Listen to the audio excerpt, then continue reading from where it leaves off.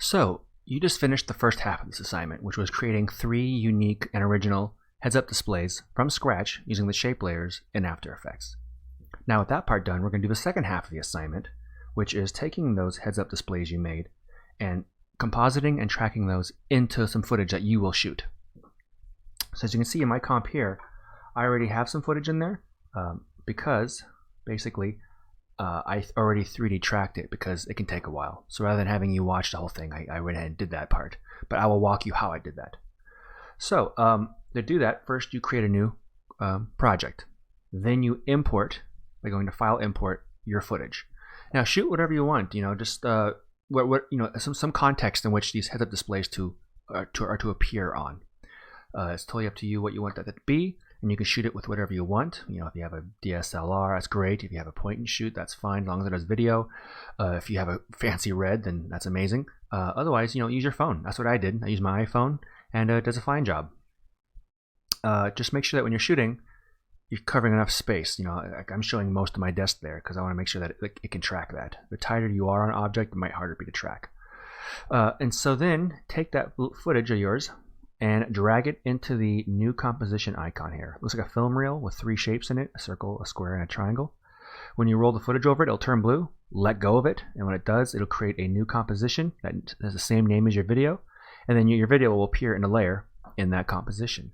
The great thing about that particular way of doing it is that it creates the new composition that matches the settings of your video. So in this case, my video is 1920 by 1080, and it's 29.97 frames per second. So it is matching that exactly.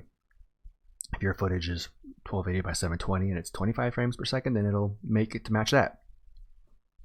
So once your footage is in there, the first step is to 3D camera track your footage, which what it'll do is it'll analyze your footage and then it'll create a 3D virtual camera that matches the movement of the camera as baked into the footage. So how do you do that? I'll walk you through it. And those of you who may have taken my more advanced motion graphics classes already will know this, and it'll just be a refresher for you. And those who have not, don't freak out. I'm going to go through it just as if it's my first time teaching it, and you should get a hang of it. So don't worry, we're going to walk through it step by step. Select your footage, go up to Effect, Perspective, 3D Camera Tracker, and you'll see it's analyzing the background. And what it's doing is it's going to go 1 frame at a time. As you can see here, I have 814 frames. It's going to count through each one and analyze each one. And what it's doing is it's looking for all the different contrasting little things it can track in your footage.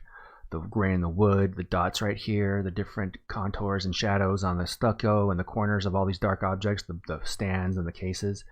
And it's tracking all those, analyzing them, calculating how they move in relation to each other, and it's going to create a virtual invisible 3D space and a 3D camera that moves and matches those shifts and changes in the camera angles. It's analyzing the perspective basically. Now as you can see here, it's going to take a while. It's going to take like 6 to 10 minutes. So rather than wait for it to analyze, I'm just going to go ahead and delete it because I've already done it. And what it's do is going to analyze. You see that blue bar across, and then it'll solve it, which means it's going to basically take that information, calculate it, and then make the final result, which will be this. And what you see when done well, and when you have a good surface like this, you'll see a bunch of colorful X's, and those represent points in which it's tracking. So if I were to scroll through here, you would see that it is following those points. Now my footage here that I shot is just me putting down an old iPod on a desk, and then basically that iPod is going to then project some holographic heads-up displays once I tap on the screen there. So it's tracking all the different things. It liked the edging of this metal beam. It likes the corners of that box. It likes high contrast pixels like the grain and the edges of the silver and the black there. So it's tracking all those things. And you'll notice too, as I put my mouse over it, it's putting this big target. Well, now what that is doing is basically it's whenever my mouse goes in between 3 of those X's, it lets you know what angle those are in relation to each other. And so that target lets you know what the angle of that plane is. In this case, it matches the desk really well.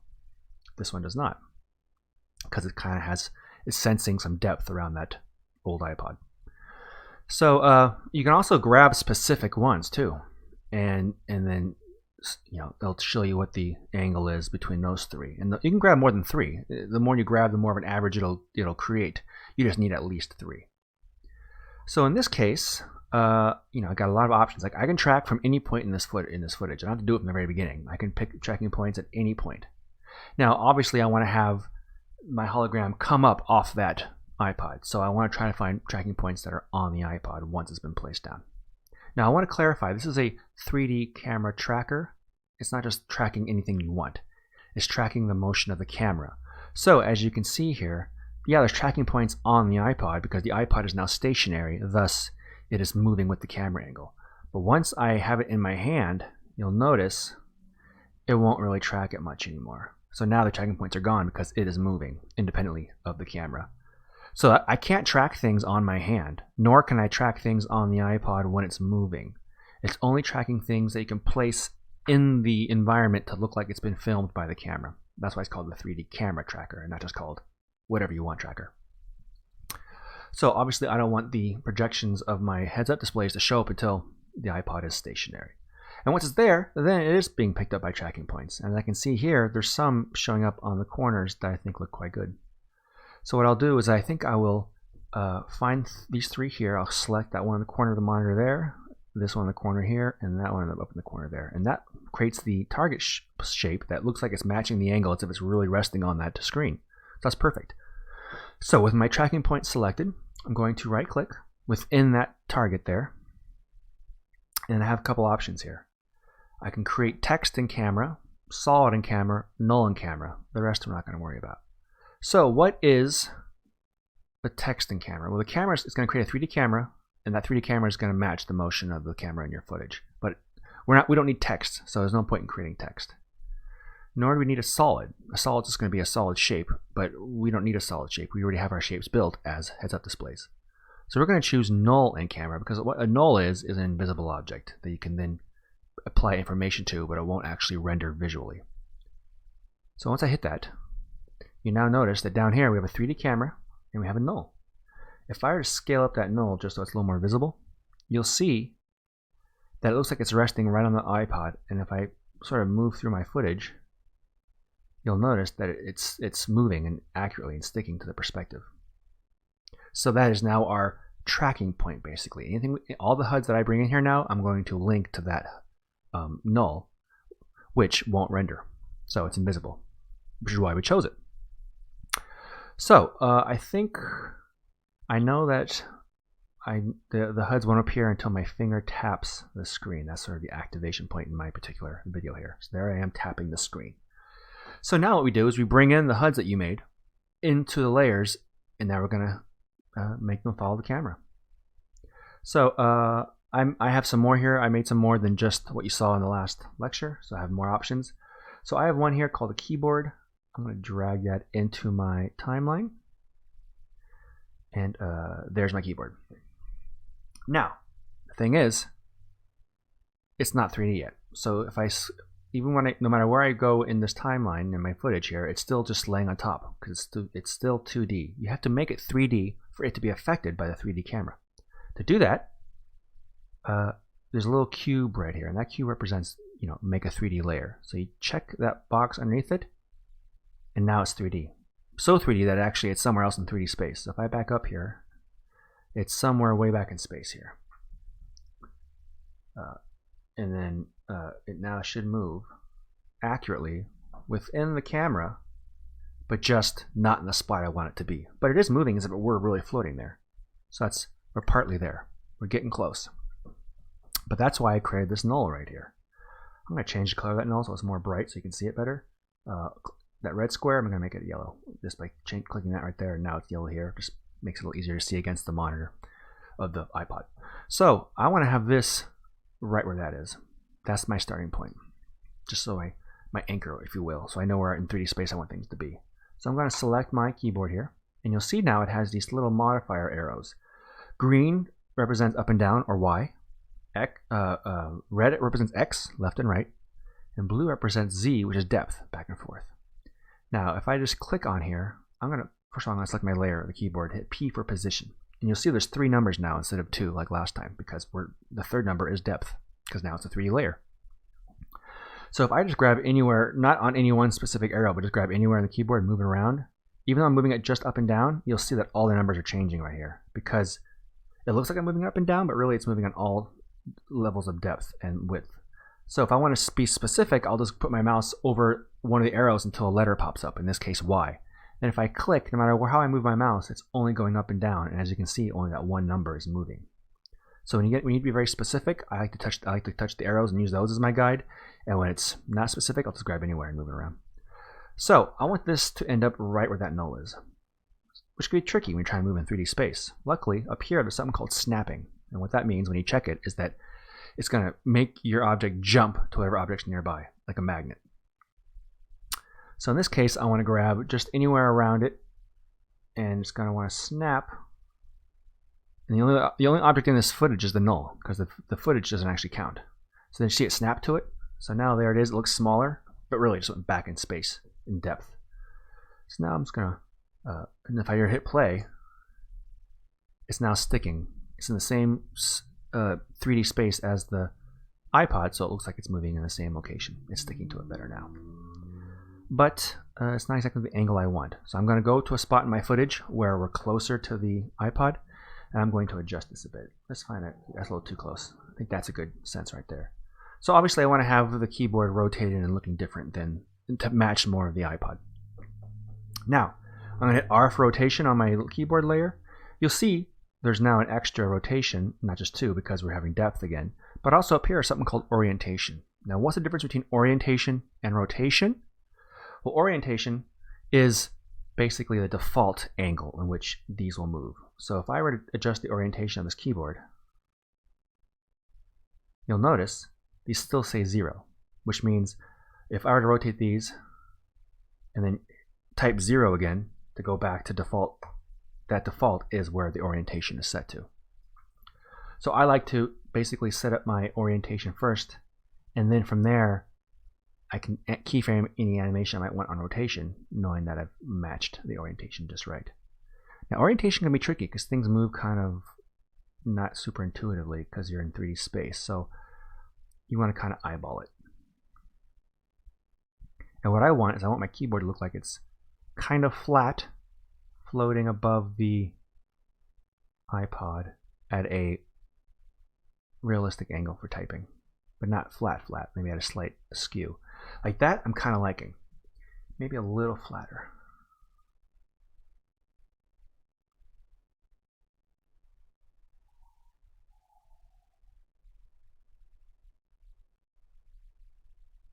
Let's keep messing with it here. This is After Effects for you, though. It's a lot of repetition and monotony. That's my special effects. That's the nature of the game. You may also notice that once you turn things into 3D layers and you have 3D cameras, your computer might slow down a fair amount, because now it's just infinitely more complex for it to calculate. It's getting close. Bear with me. Let's rotate that. And the idea is that you want to have these arrows here kind of line up with what you want your where you want your object to be. So I know I want that green arrow to kind of intersect right in the middle of the iPad, or I mean iPod. This is the hardest part. This is the most difficult part of the whole process. But once you got it set up, then everything from that point on will be a lot easier. Okay, let's move it up a little bit. I want it kind of floating off the iPod. That's not bad. Let's play it and see if that looks okay. Yeah, I think that might work. Kind of looks like it's floating above, like you could type on it. It's a little small, so I'm going to scale it up. So it feels like the size of a keyboard, if a laptop were there. That looks good.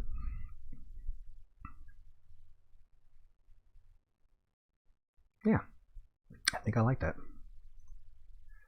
Let's slide a little to the left so it's more centered with the iPod device.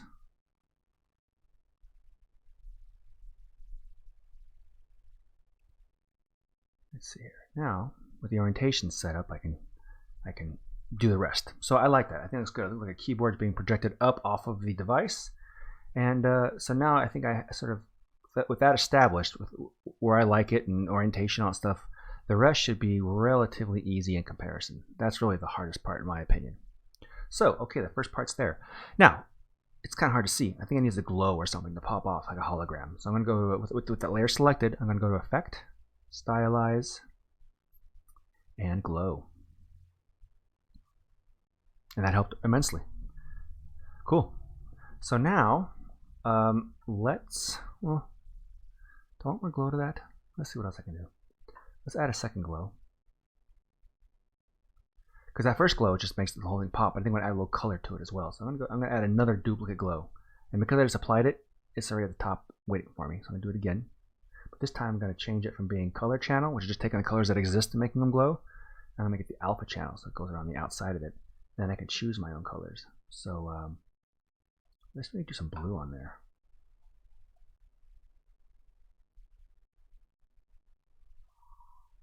I like that. See, so it's white. It's a nice white core to it, but has a little bit of a blue outline to it. I think I'll adjust the radius so it comes out a little more. There we go. Subtle, but it has a nice sort of blue glow to it as well. That's nice. I like that. Okay. So now I want to bring in the other heads-up displays. It's just the first one. But first, your heads-up display should animate in, like forming, and then doing something, and then collapsing. So these form as well. Now, obviously, I don't want the keyboard to appear until my finger taps on the device. So let's find the spot where my finger taps, right there. And so that's the point where I want the animations to begin. So I'm going to take my keyboard layer. I'm going to hit left bracket on my keyboard, and so it starts right there. So now when I hit play, it now appears right when I tap on it. So it has cause and effect. Perfect. As you can see, it's floating, tracking just accurately, perfectly. So now, let's add some more cool stuff. So I think I want to add like a screen to that. So go back to my project outline, and I have kind of a cool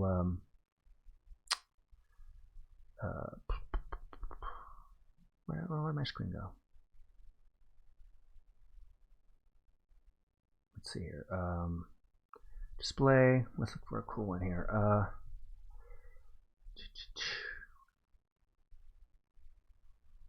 I save all the HUDs I make, so I got a huge collection here, and all the HUDs I've collected and just things like that.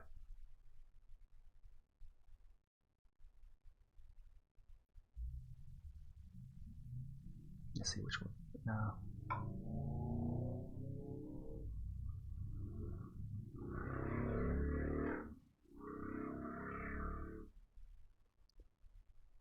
Let's see here. That's a cool one. I like that one. So let's drag that one into here.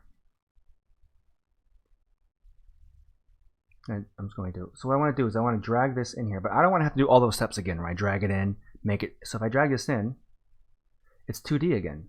And now it's in the center of my frame. I'm going to have to make it 3D, snap it to that null, rearrange it. That's a lot of steps. Reorient it, too much work. I'm going to delete that. Because like I said before, once you create something once and you have the orientation, you can save us a lot of time. You shouldn't have to do it again all that much. So what I'm going to do is I'm going to show you a neat little trick here. I'm going to select the keyboard layer. I'm going to duplicate it. So now I got 2 keyboards in there.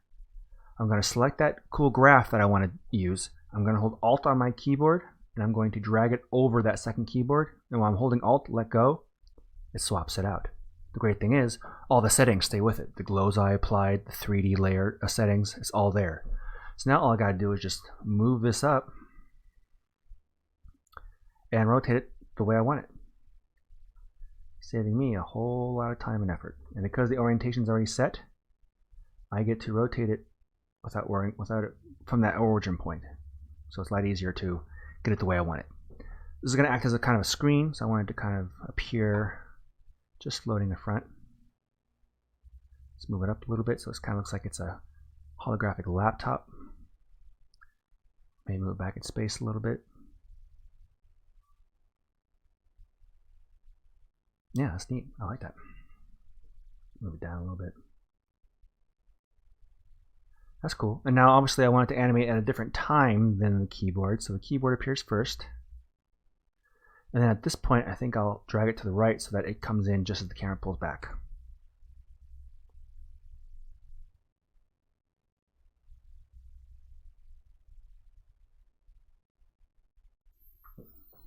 Not bad. I think I may even just have this come down, start a little bit later. Just the more you slide something to the right, the later it's going to come in. Boop. And then let's see, that comes in. Nice little animation there. Yeah, fun, fun, fun. I'm not expecting your HUDs to be as complex as this, this is your first time making it, but make them as fun as you want. But I'm liking that so far. Yeah, that looks good. So what else can we put in this thing? Let's put some more stuff in here. So I have this one cool icon here, called like a little Wi-Fi icon. Let's drag that in here. But again, I don't want to drag it in because I'm going to have to do all that work again. So I'm going to duplicate my screen here. And then I'm going to hold Alt, and I'm going to replace that by holding the layer I want, in this case Wi-Fi, dragging it over while holding the Alt key, and it swaps it out. So there it is, magnificent Wi-Fi. I'm going to scale it down. So right now it's huge. Let's just do type in 50 for now and see what happens. So that's a good size. Luckily draw there. Sometimes it doesn't always land perfectly, but that one did. Let's move it down, maybe to the corner. So it's kind of like a little icon that's next to the monitor, let you know that you got your Wi-Fi signal and you can access the data you need. Pull it out a little bit so there's some 3D depth there. Because again, it is a hologram, so we're not bound by a flat screen. And I want to have this appear a little bit later too. So let's see. I'm thinking maybe once that monitor is fully in effect, I'll have this come in right about here. So let's watch that and take a look.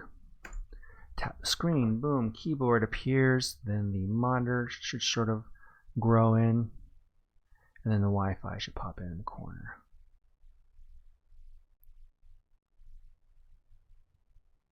There we go.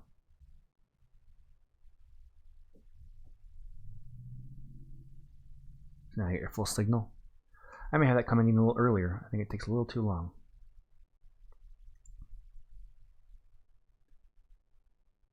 There we go, pull back, monitors come in, there it is, and then Wi-Fi, boom. Okay, I'm liking that so far. So that's 3 HUDs. That's where yours should be in terms of, I only want to see your 3 HUDs in there. I don't need to see, if you want to make more, you can make more, I ain't gonna stop you. But I should see your 3 HUDs in 3D space tracked in there. So technically this meets the requirements. I'm gonna go ahead and throw more in there just for fun. But so far it's looking quite good. I like the way it's turning out. Let's put some more stuff in here. I think I want something behind that keyboard, like underneath it, like maybe some sort of like just underlying data that is kind of like almost acting as the foundation of the keyboard, like the sensors or something that senses your fingers. So I have this cool little thing I just call it chips, but it's a bunch of little cool animated squares. I'm going to do the same thing. I'm going to duplicate the keyboard because it's already at the angle I want it to be. I'm going to hold Alt on my keyboard and replace it with this one called chips. Should do its thinking. There it is. I'm going to scale it down because it's obviously too big right now. That's a good size. I'm going to move it down so it's below the keyboard. I'm holding the Z arrow right here, that blue one, so I know which direction it's going. Let's move it to the right a little bit here. A little too far. So the idea is kind of like if those are the sensors picking up your fingers on there. It's kind of making it hard to read because white on white. So I'm going to change the color of this. Here's another cool, quick and easy tip. If you go to Layer, Layer Styles, I can do something called a color overlay and it just puts a blanket color over it. Red looks kind of good. I actually don't mind that. Let's turn on the opacity so it's not so strong. Maybe like 35%. That's kind of neat. Just a little undertone of just something else there. Maybe I'll do the blue because I like that blue, it'll match the color theme. So if you open up your layer, you'll see down here, Layer Styles. There's my color overlay. It's set to red. I'm going to make it that blue so it kind of matches. Yeah, that's good. I like that. That kind of matches better. Just some underlying animation. Nothing super fancy, but it will make it look there's something going on, some cause and effect, some technical stuff going on. So I'm going to take that and I'm going to duplicate it and move them side to side so it's the same length as the keyboard here. That looks pretty good. One more time.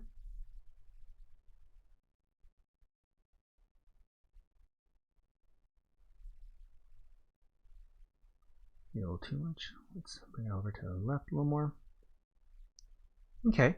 Yeah, so now I got some underlining stuff there. And I think what I'll do is I'll actually have it where those appear first. So let's take the keyboard and let's just move it to the right a little bit so it's delayed. And now that I'm closer up, I can see exactly how far apart those are. So I'm going to grab that middle one, move it to the left a little bit. There we go. And grab this one and move it to the left. That's the cool thing about 3D trackers. You can actually kind of zoom in closer with the actual footage and clean things up a little bit. Okay, let's watch that. So those appear first, and then the keys over top of them. A little bit of a cause and effect.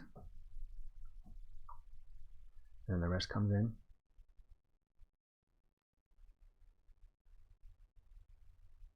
Yeah, so far so good. I like that.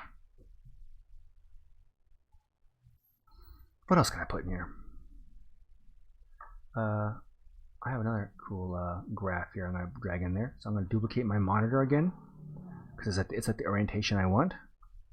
Hold Alt on my keyboard and replace that one with this icon here. And again, it has all the same effects applied to it because I'm just swapping out the asset behind it. Let's see what. Oh, that's cool looking. I think I'll put that. Maybe I'll rotate it. I'm thinking 90 degrees on the Z, or negative 90. I type it in, negative 90 here. There it is. I'm going to move it to the side here. I think I'll scale it down.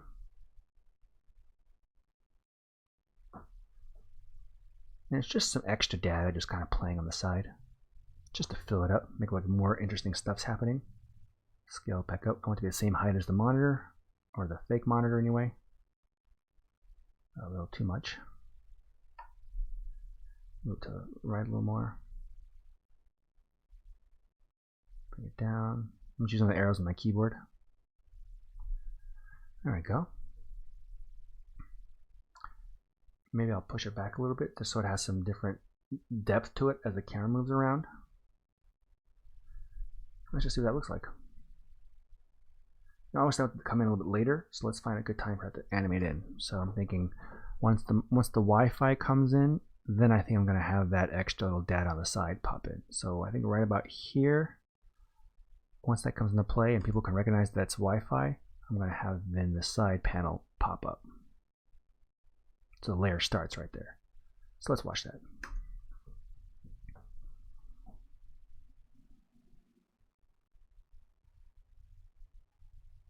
Very cool, looking good. Wi-Fi appears, and then the side panel should pop up. Some data controls come in. Now I can go crazy with this. I can put so many things in here and just layer it up like crazy. You can go all out. But I think for the sake of this particular tutorial, that's ample. It's going to take a while to calculate because there's a lot going on and some long footage. Let's play that real quick. Just a little section.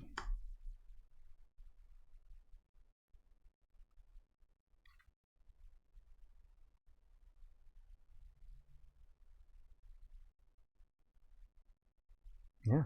So the only thing that's not making, the only thing that's giving it away, besides the fact that we don't have that kind of technology yet, is the lack of motion blur. There's motion blur in the footage, but there's not motion blur on those displays. There's an easy fix for that though. Select the layers that you want to add motion blur to. In this case, it's everything. Keyboard all the way up to the Wi-Fi here. Now right here, you see this little blue icon that mine's already checked, but it looks like a bouncing ball. You check that item, it turns blue, and then you find the same matching icon on each layer. You click on that, and now those layers are affected by motion blur. So let's watch it again. It might be a little slow. I'm going to drop the quality down to a quarter and just see how it looks. It might preview faster. So camera's pushing in. My hand should drop the device. It's playing slow at first because it's putting it in the RAM. Puts it down where the null is. I tap on it. Boom. brings up the holographic display. And now you see there's a little motion blur on there now to match the camera motion. So it's a little more real. It's subtle, but it's effective. Keyboard pops up, and then we should see the monitor here. Again, it's a little motion blur appearing now, so it just makes it that much more real.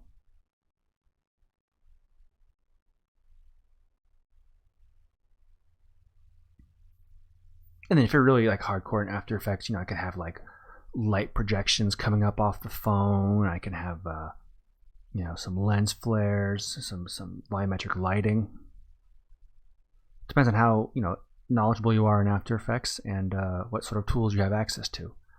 I have something called Trap Code, which is a whole set of third-party plugins. I could take this thing and make it look crazy awesome, but you guys don't have access to those, so it would just be frustrating for me to show you that, and then you guys couldn't recreate it. So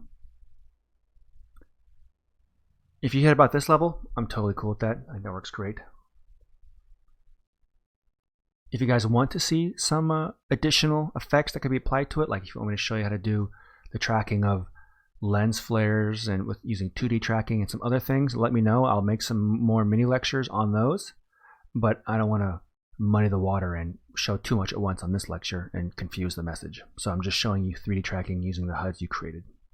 But by all means, in the discussion forum for this assignment, if you want to see more of those other tools, like how to do maybe lens flares, looks like there's light being projected up behind the hologram, that kind of stuff.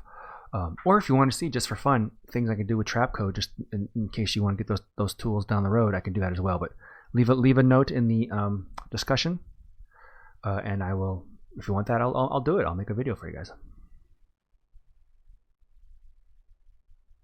As you can see, it's tracking really well. It looks like it really is some sort of device being projected up above the iPod, and I think that's real successful. So whatever you want your head-up displays to appear on, that's up to you. If you want to have like a head-up display coming off your TV, then film your TV and kind of walk around it and have some angle changes, maybe 180 degrees or so. If you want the head-up display to come off your phone while you're holding it, then find another phone and film your phone.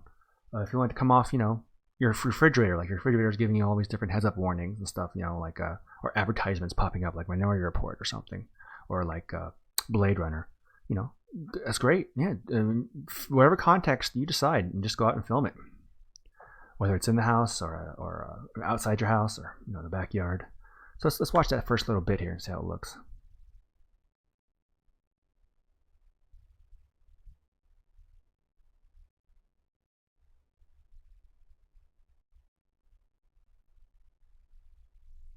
Yeah, it turned out really well. It's almost like the stockbroker of the future. Yeah. So there you go. That is how you then 3D track and composite your heads-up displays into your footage. Again, if you have any questions, post them in the discussion forum thread for this particular assignment, or you can email me directly through Canvas or my work email at bo.abremski@bellevuecollege.edu. The quickest way to get a hold of me would be either posting on the discussion thread or through Canvas email. And again, if you want me to show you additional things like how to do other flourishes and details, like maybe lens flare, some lighting, some other things like that, you'd let me know, and I will make some other lectures to add to this as well and post them online. And there you have it. So have fun with this one. This is really cool, a fun, I think, project. This is this kind of stuff you see all the time. Heads-up displays are used everywhere. You always see cool holograms and things of that nature in shows and movies. And so once you learn how to do this, the sky's the limit in terms of what you can do to your future production that you make, or to be hired in freelance, because this kind of stuff people want all the time. And so if you can offer that services, then you are very hireable. All right. I can't wait to see what you guys make.